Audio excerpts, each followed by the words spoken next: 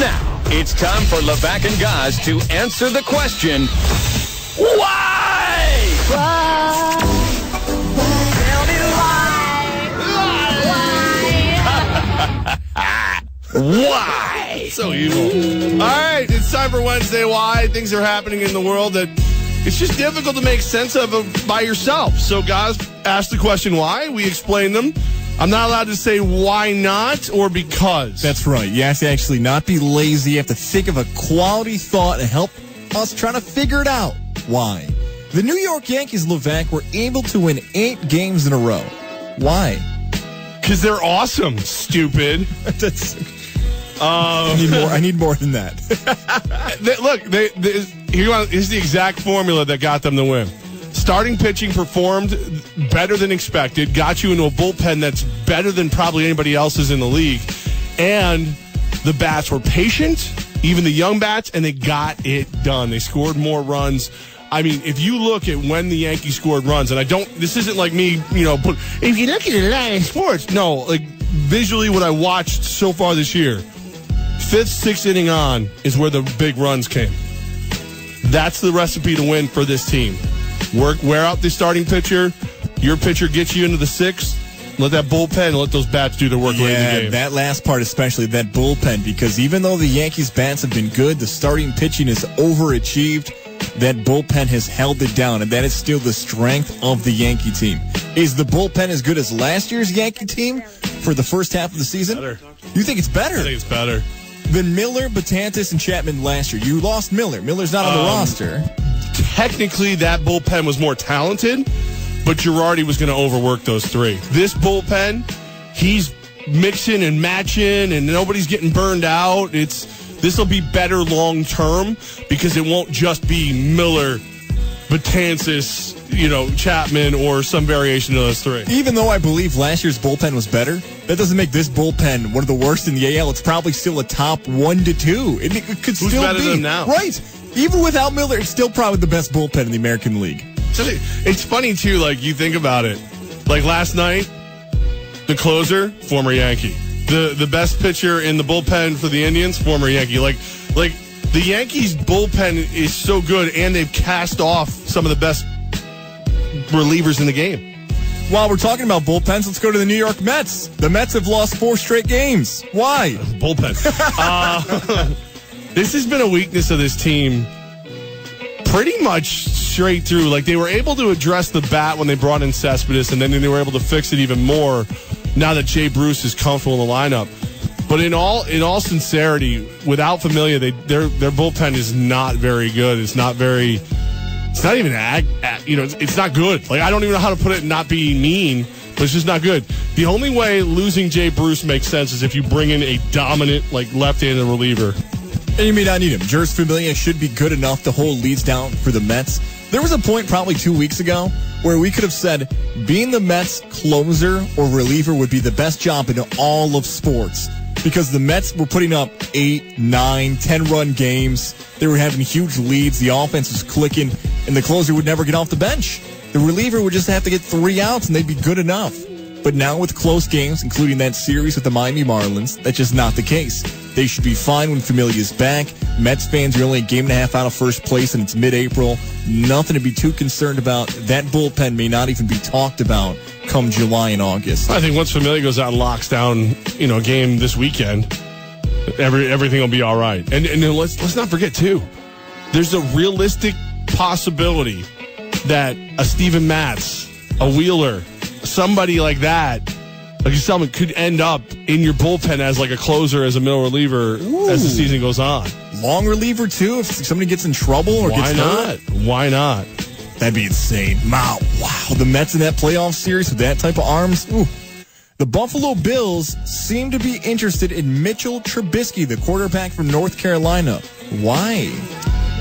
His name sounds like a delicious cracker. I would love a Trubisky cracker. Now it sounds like I'm just being racial against him. No, so he is the guy who seems to check all the boxes as far as like a quarterback you could develop. He seems to have the best footwork of everybody. He seems 6'2" in the short window, have the arm that can do the most, second to Mahomes. He has enough of all the things, the tangibles, that if you put them together and you believe in your quarterback coach, a year or two from now, he could be your starter. Last week, we had this as the Cleveland Browns may be interested in Mitchell Trubisky because there was talk that maybe Cleveland would rather take Trubisky over Myles Garrett, and that was the talk. So sometimes it feels like you have to decide whether it's just draft chatter or if there's real possibilities of a thing happening. Eric Galko and others have said the Bills are one of the big reasons why Trubisky left North Carolina. Terry Pagula traveled to watch Mitchell Trubisky work out. They want to make a move to get him. Like, he was so convinced and others that this is going to happen. They're in the stands, and they don't want to tamper, so they can't tell Trubisky that they're going to draft him. But, all of a sudden, Pagula pretends he has a hearing aid. My battery died. Did you hear me when I said we should draft this Trubisky kid this year? Oh, you did? This year, so he should be in the draft this year. We also haven't touched on, maybe the real answer is they don't trust Tyrod Taylor. If you trusted Tyrod Taylor for the next few years, you don't go after a young quarterback. You're going to see a lot of duct tape and bubblegum this year, guys. It is a bridge quarterback. It is a get-by year. So, yeah, Tyrod's better than Trubisky this year. He's better than Mahomes this year. Nobody thinks he's better than your long-term. He's not a long-term option. He's not. I've been saying it all along, and I'm finally right. The Boston Celtics, the number one seed in the Eastern Conference playoffs, are down 2-0 to the Chicago Bulls. Why? Dude, okay, first of all, Rajon Rondo thinks he's the Rajon Rondo that ran for the Celtics. I think Isaiah Thomas has too much weight on his heart. I think that whole team is distracted right now. This thing's going to go the distance. Mark my words. This is going 7. Because Marcus Smart is flipping off the crowd. Thomas is going to go home. He's going to see his family. He's going to get his mind right. They're going to give the Bulls a run moving forward. That, and plus, the Bulls may just have better superstars fit for the postseason. Jimmy Butler and Dwayne Wade. They just have been better than all the guys for the Boston Celtics. Rondo, though. Rondo last night. Oh, he was awesome. He was awesome. It looked like an MVP caliber Rondo, like you had said from years ago. I'm glad neither of us said Brad Stevens. The nonsense I'm hearing from Boston on social media. Brad Stevens should be on the hot seat. He should have been the coach of the year. That Boston team had a better record than Cleveland. That's still a team that doesn't have a great player and can still get better with the number 1 overall pick. This guy coached Butler. Right. And now he's on the hot seat. Get out of here with that. Sorry, I almost interrupted you. But did you see how, the team is filtering, all media through Kelly Olynyk? If you're the press, how ticked are you right now? Yeah, I got a request to talk to Isaiah Thomas. Kelly Olynyk? No, I said Isaiah. Marcus Smart? No, Olynyk? What? Is that great? What? All right, I'm getting punked. Where's Aston? Where's Kutcher? What's up? It's got to be better if he starts wearing wigs and starts playing it off like he is Marcus Smart. No, Kelly, we know it's you. No, it's Isaiah Thomas. I'll flip you off. Did you see that Smart got fined? Yes, I did see that. Good. 2 more for you here on the Wednesday. Why? Tom Brady skipped a White House visit. Why? It's a family matter. I know his mother had been sick. So there's two schools of thought for me here. Take him at face value. Realistically had a family issue that he just couldn't get away from. Or tinfoil hat conspiracy theory, which I know is 2 days early. Yes. He has been tied so closely to Donald Trump that he doesn't want to be. That he has decided to it's one thing for everyone to go, oh, Brady supports Trump. It's another thing for everybody to have a picture of Trump and Brady shaking hands that we will use numerous times moving forward. And Brady's been on record to say that he supports his friends in reference to Donald Trump. He's had the hat in the locker, all that stuff. You and I both agree we don't care who the president is. To get the chance to meet a U.S. president is a huge deal. I wonder for Tom Brady if it's not anymore. He's been there 3 other times. He didn't go in 2015. In 2017, he didn't go. Maybe he just doesn't want to do it. All right, I don't want to go to Washington. I'm here with the supermodel wife. I got the kids. I'm enjoying my time away from football. I don't want to go. I'm good. And here's the thing about the family matter. Yeah, but this is allegedly one of his guys. I guess. Maybe he's already hung out with Donald Trump enough where he's like, I don't need to hang out with Donald again. Like, I'd rather him be my buddy again. But when you go with Belichick, I mean, because those guys might as well be Siamese twins the way we talk about them. And it came so quick, so it makes you think that it is a personal matter, like you touched on there with the family. Yeah. But I've realized that a lot of reporters, journalists, when they hear family matter or personal issue, they won't follow up. They'll be like, you know what? I'm going to give the athlete, the coach, privacy and not follow up on that story. So he may also realize that people may not dig into what's going on there. The last one here. You, Jeff Levack, are still nervous about this asteroid that could be coming to Earth. Why?